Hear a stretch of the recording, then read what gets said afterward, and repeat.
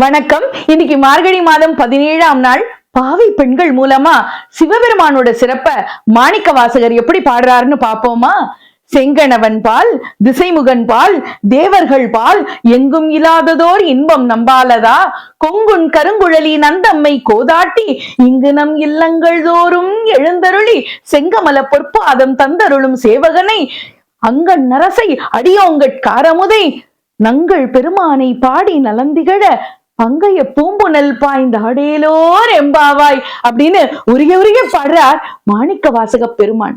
தேன் சிந்தும் மலர்களை சூடிய கரிய கூந்தலை உடைய பெண்களே, செந்தாமரை கண்ணனும் அந்த பிரம்மாவும் தராத இன்பத்தை நம்முடைய தலைவனான சிவபெருமான் நம் வீடுகள் தோறும் எழுந்தருளி அள்ளி தருவதற்காக, இன்பத்தை அள்ளி தருவதற்காக எழுந்தருளி வருகின்றார். ஆனா நீங்க தூங்கிட்டு இருக்கலாமா? எழுந்திருக்கணும் இல்லையா? அந்த சிவபெருமானுடைய பெருமையை பாடணும் இல்லையா? அந்த சிவபெருமான் எப்படிப்பட்டவன்?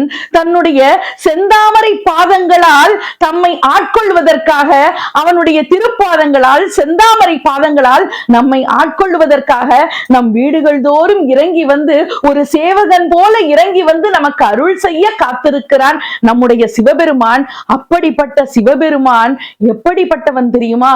அடியவர்களுக்கு அமுதாக இருக்கக்கூடியவன், அழகிய கண்களை உடையவன், நமக்கு தலைவனாக இருக்கக்கூடியவன்.